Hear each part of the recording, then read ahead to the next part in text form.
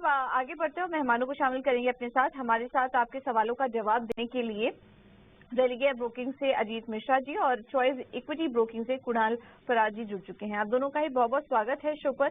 अजीत जी, पहले आपके पास आएंगे। तो शुरुआत आज बाजार की कमजोर हुई है और अब अपने हम देख सकते हैं कि अहम सपोर्ट लेवल के पास अब मार्केट कारोबार कर रहा है। निफ्टी 24,200 के इर्द गिर्द है और बैंक निफ्टी में भी हम देखेंगे तो 300 अंकों की गिरावट इस वक्त देखने को मिल रही है। तो क्या ये मौके हैं, अगर किसी को धीरे धीरे खरीदारी यहाँ पर शुरू करनी हो तो क्या एंट्री ले सकते हैं, या अभी थोड़ी और करेक्शन आप देख रहे हैं मार्केट में? तो गुड मॉर्निंग पूजा, देखिए जिस तरीके से मार्केट में शुरुआत हुई है थोड़ा सा टोन नेगेटिव है। एचडीएफसी में प्रेशर है जो कि कल काफी हद तक लीड कर रहा था रिकवरी को। जब तक बैंकिंग का अलाइनमेंट नहीं होगा तब तक कोई स्ट्रॉन्ग रिकवरी तो नहीं, but yes buy on dips मेरे हिसाब से मार्केट में आपको अपॉर्चुनिटी मिलती रहेगी। तो अगर इंडेक्स की अगर बात करें तो 24,200 के पास एक इमीडिएट सपोर्ट है जहां पे आपको बाइंग के लिए देखना चाहिए। 24,090 का स्टॉप लॉस रख के दोबारा से आपको 24,400 450 तक के लेवल्स पॉसिबली इंडेक्स में दिख सकते हैं। बैंकिंग जैसे हमने बात की कि वहां पे थोड़ा सा आज प्रेशर है ड्यू टू एचडीएफसी, और यहाँ पे प्रेशर बढ़ सकता है कि अगर 50,200 के लेवल को अगर हम ब्रेक करते हैं तो शायद जो निफ्टी 70-80 पॉइंट और ड्रैग करे वो शायद हो सकता है बैंकिंग की वजह से हो। तो अमंग दीज हैवी अपना बेंचमार्क इंडाइसेस मुझे लगता है निफ्टी पे फोकस करना चाहिए आपको 22,200 के पास बाइंग अपॉर्चुनिटी के लिए, और बैंकिंग को भी थोड़ा टाइम भी अवॉइड कर रखेंगे। ऑलराइट, चलिए तो बाजार की दशा और दिशा पर हम आगे भी बात करेंगे, लेकिन इस बीच वक्त हो चुका है दर्शकों से जुड़ने का। और फरीदाबाद से हमारे दर्शक विपिन कुमार हमारे साथ फोन लाइन पर हैं। नमस्कार विपिन साहब, गुड मॉर्निंग, क्या हाल चाल सर? नमस्कार कविता जी, नमस्कार।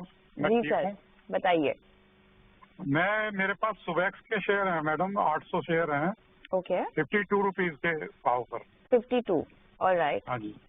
उसका क्या करना है आगे? आपको कितना रुकना होगा सर इसमें?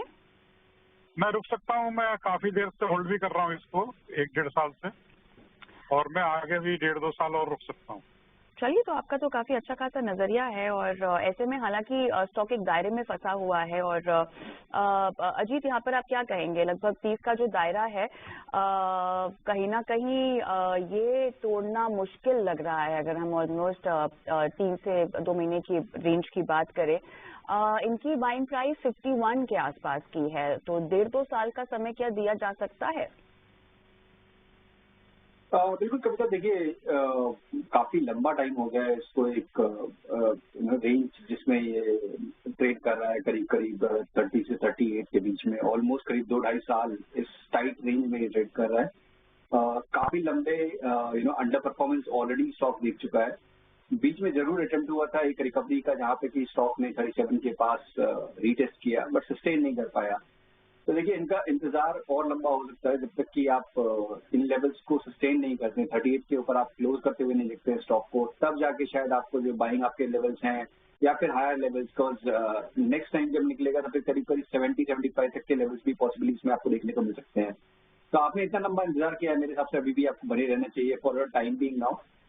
बट इस टाइम बिकॉज एक अपॉर्चुनिटी कॉस्ट भी होती है कि अगर आप किसी स्टॉक में बने हुए हैं इतने लंबे टाइम से और रिटर्न नहीं आ रहा है, नेगेटिव है, तो डाउन साइड भी अगर इस बार 27 को ब्रेक करेगा तो प्लीज एग्जिट कर लीजिएगा, बिकॉज उसके बाद फिर ये शायद 50 के लेवल आने या फिर उससे नजदीक आने में शायद बहुत टाइम लगा देगा। तो 27 का एक स्टॉप लॉस भी मेंटेन करिए, बट ऊपर के साइड पे जब भी 38 ब्रेक होगा तो फिर आपको 70-75 तक के लेवल्स पॉसिबली देखने को मिल सकते हैं next 6 months to 1 year time रहेगा। ये है राय आपको मिलती हुई स्यूबेक्स पर। बढ़ते आगे, कौशल मिश्रा जी हमारे साथ इस वक्त फोन लाइन पर बने हुए हैं। तो 20 पर इन्होंने जीएमडीसी का स्टॉक लिया हुआ है। अजीत जी, क्या सलाह होगी आपकी? जीएमडीसी पर 420 पर लिया था, फिलहाल नुकसान में है। 369 के पास ये स्टॉक कारोबार कर रहा है। अगली टारगेट आप क्या देख रहे हैं स्टॉक पर? मुझे देखिए ये स्टॉक एक करेक्टिव टोन में है। बीच में एक अटेम्प्ट हुआ था ट्रेंड रिवर्सल का, करीब करीब स्टॉक 436 तक गया था, बट उसके बाद वो सस्टेन नहीं हुआ और वहां से हम देख रहे हैं दोबारा से प्रॉफिट टेकिंग रिज्यूम होते हुए, और स्टॉक पिछले करीब 7-8 ट्रेडिंग सेशन से अपने लॉन्ग टर्म एवरेजेस के नीचे ट्रेड कर रहा है। उसके नीचे डिसाइसिव ब्रेक तो नहीं हुआ है, मीन्स ट्रेड जरूर कर रहा है, बट एक स्ट्रॉन्ग कैंडल फॉर्म नहीं हुई है। मतलब अभी भी कहीं ना कहीं आप कहिए कि लॉन्ग टर्म जो आपका एवरेज है उसको डिफेंड करने की कोशिश की जा रही है। तो मेरी रिकमेंडेशन तो यही होगी कि 360 का आपको एक क्लोजिंग स्टॉप लॉस मेंटेन करना चाहिए स्टॉक में, और अगर वो ब्रेक हुआ तो फिर ये 340 320 तक के लेवल्स भी पॉसिबल हैं। और वहीं पे रिकवरी के केस में करीब करीब 395 पहला रेजिस्टेंस होगा, जब वो ब्रेक हो जाएगा तब फिर आपके बाइंग प्राइस आएंगे। तो for a time being now ये होल्ड के लिए रिकमेंडेशन होगी 360 के क्लोजिंग स्टॉप लॉस के साथ।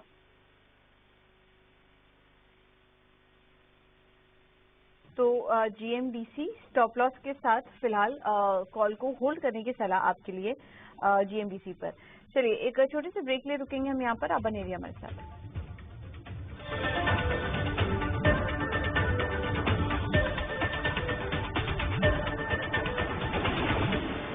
मॉर्निंग, कहाँ से बात कर रही हैं? Hello, good morning. मैं बॉम्बे से बोल रही हूँ। मेरे पास TCS लिया हुआ है 100 शेयर एट 24244, तो उसमें क्या लग रहा है, क्या करना, क्या होगा? कितना नजरिया आपका, शॉर्ट टर्म का या लॉन्ग टर्म का? 1-2 मंथ। ठीक है, शॉर्ट टर्म। अजीत जी, मैं आपके पास आना चाहूंगा। 1 से 2 महीने का नजरिया है, जो बाइंग है वो अभी के लेवल के आसपास ही है। बताइए क्या रणनीति रखनी चाहिए? बिल्कुल प्रशांत, देखिए जब अभी हाल फिलहाल में जब हमने देखा था यूएस मार्केट में एक प्रॉफिट टेकिंग का दौर आया है, तो वहाँ पे आईटी में इससे पहले प्रेशर आया था हमारे यहाँ पर भी, और अब देख रहे हैं पिछले करीब 3-4 दिनों से तो आईटी स्टॉक्स स्टेबलाइज होने की कोशिश कर रहे हैं। इनफैक्ट कल के सेशन में इन्फोसिस ने आउट परफॉर्म किया था, आज TCS भी अपने शॉर्ट टर्म एवरेजेस को रिक्लेम करने की कोशिश कर रहा है।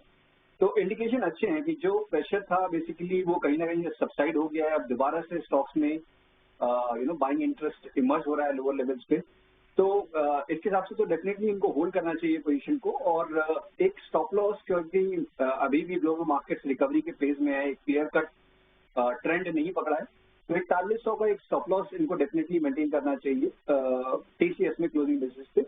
और नेक्स्ट स्विंग में करीब करीब 4450 से लेकर 4500 ये इनके पोजिशन टारगेट्स होंगे।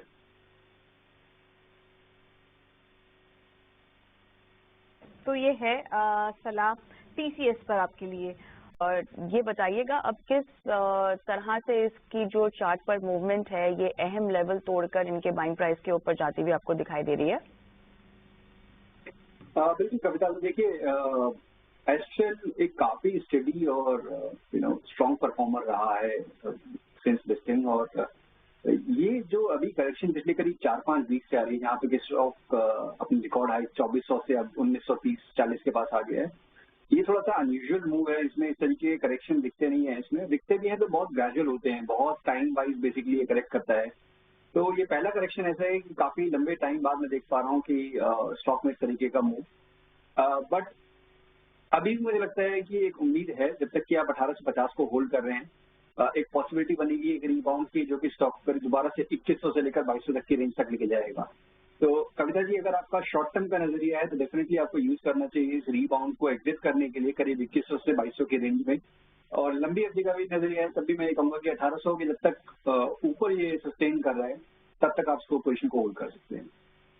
ठीक है, तो ये खास रणनीति अजीत जी की तरफ से आपको मिलती हुई। विजेंद्र कुमार जी का सवाल हमारे पास दिल्ली से व्हाट्सएप के जरिए आया है। टाटा पावर पे राय जानना चाहते हैं। मिलेगा जिससे कि उनकी बैलेंस शीट सुधारने में मदद होगी। उसके बाद हमने देखा J&K बैंक काफी चला और इन्होंने थोड़े हायर लेवल्स पर एंट्री कर ली स्टॉक में। आपका क्या नजरिया बन रहा है J&K बैंक में? बिल्कुल भैया, देखिए यहाँ पे एक चीज जो नोटिस करने में आ रही है कि इसमें जो करेक्शन आई वो कंपैरेटिवली ज्यादा रही दूसरे PSU काउंटर्स में। स्टॉक अभी जो सबसे बड़ा प्रॉब्लम आ रहा है कि 115 जो कि इनकी बाइंग प्राइस है, वहीं पे लॉन्ग टर्म एवरेजेस प्लेस है, जिसको 2-3 बार अटेम्प्ट कर चुका है क्रॉस करने की, बट सस्टेन नहीं कर पा रहा है। अच्छी बात यह है कि डाउन साइड भी गैप है कि लोअर लेवल पे करीब 110 के पास दोबारा बाइंग इंटरेस्ट भी इमर्ज हो रहा है। तो अभी ये काइंड ऑफ एक रेंज में बेसिकली फंस गया है, और जब तक कि 115 के ऊपर सस्टेन नहीं करता है तब तक एक स्ट्रॉन्ग रिकवरी के चांसेस कम है।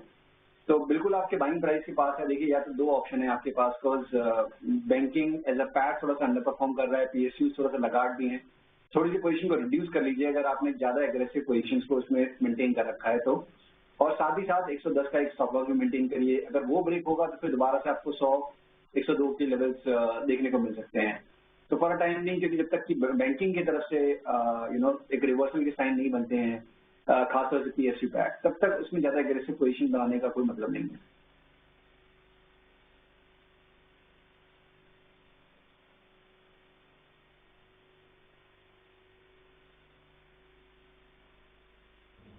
ठीक है, तो ये है सलाह JNK बैंक पर आपके लिए। चलिए एक छोटे से ब्रेक ले रुकेंगे हम यहाँ पर, आप बने रहिए हमारे साथ।